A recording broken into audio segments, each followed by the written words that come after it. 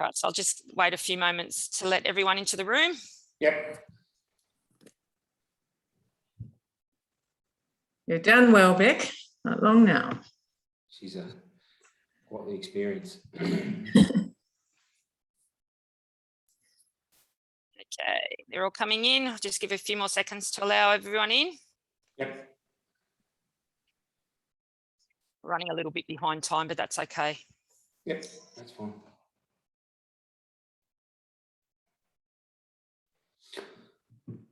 Okay, well, we might get started. So today we have Greg Worth and Megan Watson. So Megan is one of our step-by-step wellbeing counsellors. Step-by-step is our recovery support organisation at the moment, working on the ground with flood and bushfire impacted communities across Lithgow, Hawkesbury and the Blue Mountains. And Greg is a mental health clinician with New South Wales Health, and he's also working in the space of bushfire, COVID and flood recovery.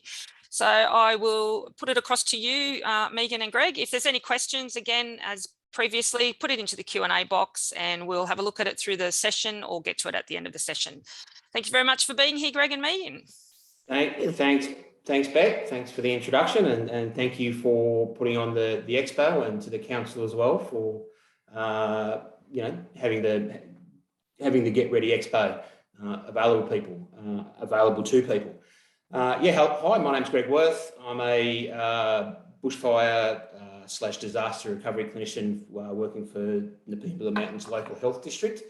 The roles were formed after the 2019 fires and have been extended until 2023 as governments take a bit longer term sort of view of recovery. Working, as Beck said, working in the community with the individuals, groups, just to assist with recovery. So thank you all for coming, and thank you, Megan, for co-presenting with me, and I'll hand over to Megan to do her introduction.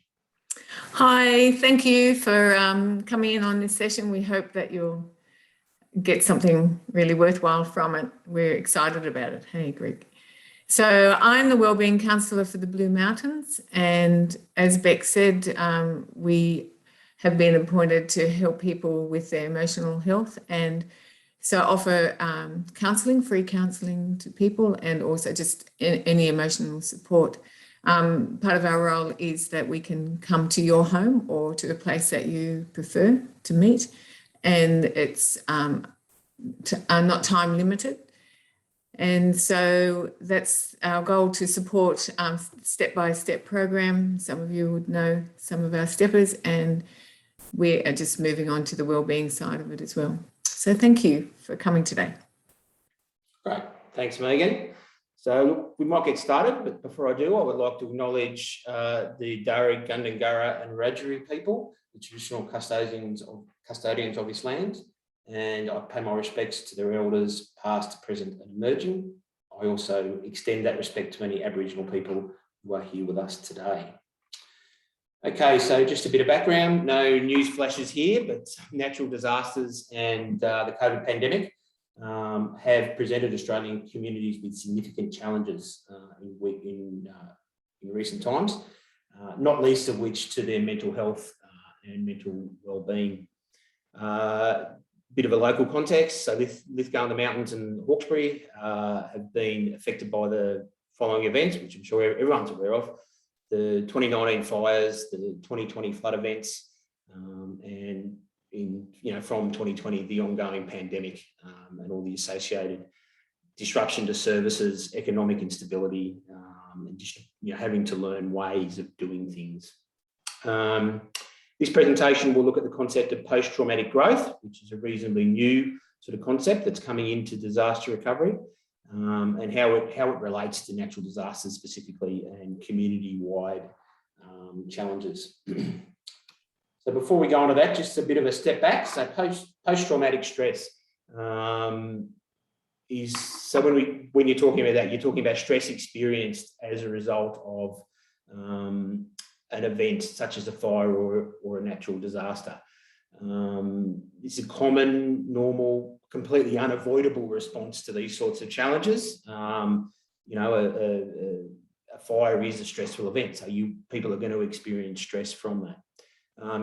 Usually resolves as the danger and the situation passes and life returns to something resembling normality.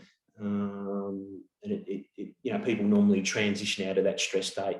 Small group of people, however, will develop what's called a post-traumatic stress disorder or other diagnoses such as depression or an adjustment disorder. And these are diagnosable mental disorders, which are often best treated by mental health professionals or within that prism of you know, care and treatment, whatever that looks like for the individual. So then what we're moving on, post-traumatic growth. So we're looking at the other side of the stress, I suppose. And as the name suggests, it's growth that occurs or following or grows out of a traumatic event. Yeah, it's important to you know, realise that when we're talking about a traumatic event in this context, we're talking about it's a little bit different from a diagnostic perspective. You're talking about any event that has the potential to bring about transformation or challenge core beliefs. And that's a definition by an American psychologist called Tedeschi, who was kind of the pioneer of this type of thought, or you know, about thinking about post-traumatic growth, if you will. Yeah, so the definition is a little bit different than you may hear in other places. Usually thought of across 5 domains, but it's important to acknowledge that it's really any positive change that a person or people experience as a result of a traumatic event. But for the sakes of defining it and talking about it, it's generally thought of in 5 domains, which are relating to others: personal strength, appreciation of life, new possibilities, or the possibility of new possibilities, I suppose, and spiritual growth. So that's a good segue for Megan. I'll hand over to Megan to talk a little bit about core beliefs. Thanks, Megan. Thank you. Yeah, thanks, Greg. So I'm just the next little while going to just allude to that last slide that Greg had up there, and it spoke of core beliefs. And so the truth is we all have core beliefs, and a lot of these core beliefs are about how we think about life and how the world should be. And these core beliefs influence our dreams and plans and expectations for the future. And we often believe we can control and have certainty about our lives. So that's happening in our brain and in our thinking and in our lifestyle. And then trauma or disaster comes along and it disrupts or fractures those core beliefs. And when that happens, it leaves us distressed and uncertain.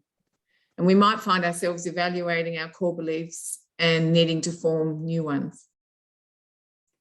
So we have a thought of how things should be, that doesn't quite happen, and suddenly we're in this position and we'll go, well, what is true and for me, and what do I truly believe? And when that starts to happen, when we start to be thinking that way, it's actually the beginning of what we call post-traumatic growth, PTG. So PTG often occurs without us realizing. Yeah, the truth is that all of us, after a disaster or a trauma, move into this post-traumatic growth without even knowing that we're doing it. But the reason why we wanted to do this topic today is that we think it's worth recognizing that that is happening, so that you can encourage yourself that you are moving forward and that you are stronger than you think you are, and that the future you might be able to cope and be heartened about your future. So now I'm just going to say, let's look at the 5 domains of PTG, and there they are listed there. They're what Greg read out. So we're just going to do them one by one. So the first one is relating to others. And I've just got some examples. People who've sent me come up with these little stories. So a local story says, I've learned that it isn't shameful to admit that I'm struggling to cope mentally, and have had wonderful support from PHN, that's a Primary Health Network, Red Cross, Gateway, which is step by step, etc., as well as from my close friends.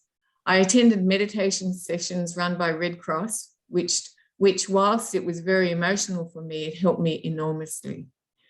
So we need people in our lives. After a trauma or disaster, we need people in our lives that listen to us as we process what has happened and as we evaluate our core or reevaluate our core beliefs. We need people who encourage us not to give up, but to keep on going and to reflect back to us any positive progress in our lives that they see. So those people can be friends, family, people who've gone through a similar experience, or professionals such as counsellors, psychologists, health workers, and services. And then the second domain that was mentioned is personal strength. And here's a story for you. After the disaster, I had to take on a lot more responsibility in our family. I discovered I was so much more capable than I thought, and that I could make big decisions when I needed to. I hadn't had to do that before on my own. It feels good to know that I did and that I can if I have to. So personal strength is often not even fully utilised or known about until a trauma pushes us to need it. It's like under pressure, what pops out when we discover that we have all these abilities and strengths that we never had to tap into before. It moves us from, and I love this part, it moves us from being the victim to being the survivor or the capable one, the courageous one, or the self-reliant one. And personal strength helps recognizing how we have grown in strength and abilities. When we do that, we recognize that we've grown in strength and abilities, and it increases our confidence that we can face the future. I'm hoping that as we go through these, that you might be able to see yourself in some of them and recognize it, like go, whoa, yeah, I do that. You can tell your own story there of how, even though you've had some horrible experiences, that you actually have grown in some of these areas. Okay, and the next one is appreciation of life. And the story is, what was wonderful after the fires was how much little acts of kindness towards us meant so much to us. I think I try to remember that now, especially if I know someone who's struggling, and remember that if I do some small thing like make a cake or send a card, call them up, encourage them, even if it seems small to me, it might matter a lot to them. So after a disaster or a trauma, our perspective changes and our priorities change. We might slow down and smell the roses. We appreciate what we have gained or what we didn't lose. We don't take some things for granted. And we realize there are new options or ways of living that we could consider. So that's that growing awareness that you've got a different perspective on how life is and what you appreciate about it. And the next one, new possibilities. And here's the story. A new combined village association has been formed. The motto is forged from fire. And through that, I've met people who I knew of but hadn't ever met. Unfortunately, COVID has stopped us having face-to-face meetings, but that will happen in time. So after the disaster or trauma, we have this perspective that changes so that we start to write a new narrative for our life, which includes our past, but has hope for the future. And we discover new options or opportunities we didn't consider before the trauma, or we might realize we can still have a fulfilling life despite what we have lost. And the last one of these domains is spiritual growth. And here's the story. When I had my accident and became a quadriplegic, it made me think a lot about my faith in God. In the end, it deepened because I didn't have the ability to control anything happening to me, but my faith gave me a deep peace. So this can be a time of questioning, like, what is the purpose of life? What's the purpose of my life? It can, have us questioning our religious beliefs and thoughts about the divine and life after death. And it can also cause us to kind of look at the value of forgiving ourselves and others. And I just appreciate this little quote a local resident sent me. We can never prepare for change, and that is the very nature of all of life, adaptability and flexibility. Our mortality reminds us to appreciate every minute we get. Thanks, Greg. Great, thanks, Megan. Great discussion and great use of the framing the domains within people's personal experience as well. I think is very useful. So the next slide's talking a little bit about how you promote post-traumatic growth. And these are just thoughts, and these are, they are what people make them. As I said earlier, as we said earlier, it is really what the person experiences it to be. But just some thoughts around this, providing opportunities for post-traumatic growth that are relevant to the original event or within that context. So the idea here is that growth is best supported by addressing the context of the original trauma. So if you're thinking about a bushfire, the trauma is the assault to the bush, the burning of the bush, the threat to property, the threat to community, the disruption to community. With COVID, the trauma is the disruption to community. So it's best addressed by the bush regenerating, by taking care of the bush, by addressing communities, by building communities, which is the function of the original trauma. So that's kind of what that point is trying to get at. Leading on from that, community-led and relevant programs that empower people. So, today is a great example of that. The Get Ready Expo, where, people are taking carriage of what they're doing, and they're taking steps to get ready and prepare. It's been shown that people that are more prepared for events have better outcomes on the other side of them. So, the ability to have events such as this is promoting, the idea of post-traumatic growth. Creative therapies that allow individuals to engage in the event from a different perspective or a new perspective. Art, music, groups of that kind. So, the idea is that by engaging in that kind of creative process, you're able to change the narrative or rewrite, what has happened in a more positive light, and allowing you to better process events, I suppose. Examples from community here might be lead lighting workshops, creative writing workshops, songwriting workshops, or communities writing songs or their own narrative around events. Similar to that is facilitating opportunities for community development or community projects. So examples might be yoga exercise classes that are delivered within the community, where people can come together and experience something together. Establishing things like community gardens, which goes back to the first point, where you're kind of addressing the function of the trauma or the original context of the trauma. Facilitating community hubs where services and people can come together in a unified way.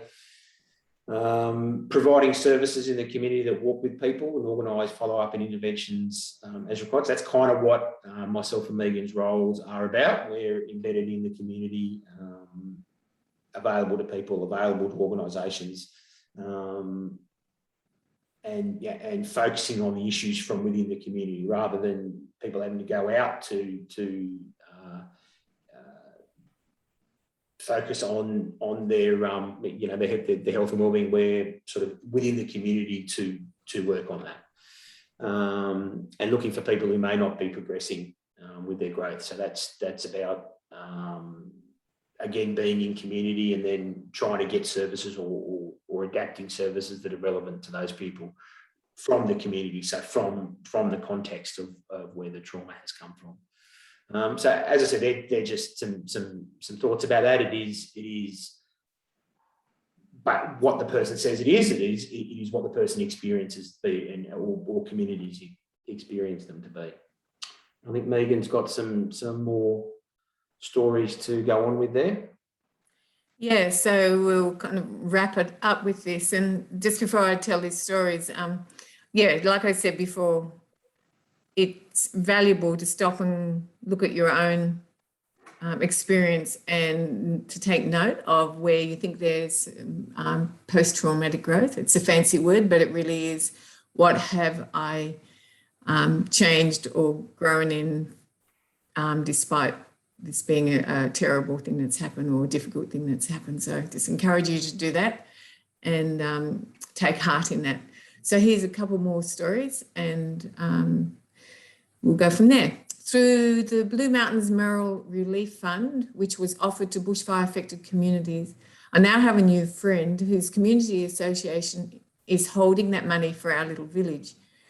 We clicked straight away and we have much in common and speak regularly. And actually we got together in person a couple of weeks ago, observing social distancing, of course, and we'll do so again soon. And I accepted financial assistance for the first time in my 70 plus years. I couldn't manage bushfire cleanup myself, and there were very few volunteers to tackle the mammoth task in our villages. I felt embarrassed to apply for financial assistance, but I'm glad now that I did. The monies that I received from charities, etc., allowed me to employ people to do the work for me. And once that was completed, I began to look forward for a change. I don't want reminders of the bushfire now. I'm ready to move on. So this lady, when I spoke to her and asked if she could write something, send me something, she wrote that first one. And she said, I just thought, no, I'll send that, that's all. But as she sat down to write it, she suddenly started to come up with a whole lot of other ones. And they've been scattered throughout this presentation of things she realised had been positive ever since the fire and some issues and difficulties that had been happening before. So I said, has it been helpful to write it down? She said that writing these insights, she felt more positive as she realised how far she had come and how she got there. And this is what post-traumatic growth is all about. Great, thank you, Megan. Well finished off. Great summary there at the end. So we just got some contact details for ourselves there, and happy to discuss any of this stuff further, and then just some further reading as well for anyone who is interested. So maybe if you go back to that last one, Greg, then people might jot that down. Feel free to give us a call, and we're more than happy to try and give you what you feel like you need to help you to keep on moving forward and experiencing PTG. Great. Thank you. Thanks very much, Megan and Greg. These details will also be available through the recorded links. And if anybody wishes to get in contact with Megan and Greg and has not been able to, feel free to contact me through the Get Ready Blue Mountains email address, and I'll make sure I can forward your details on to Megan and Greg to assist you. So thank you very much for running us through that really important part of recovery and I guess growth in terms of emergency preparedness. Is there any questions from anybody in the audience that they would like to ask?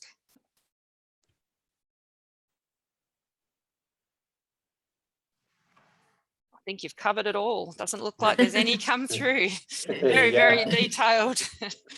Very detailed presentation. Thank you so much again. It's really good to have people like you working within our communities to help build our capacity and build that resilience for our future disaster events.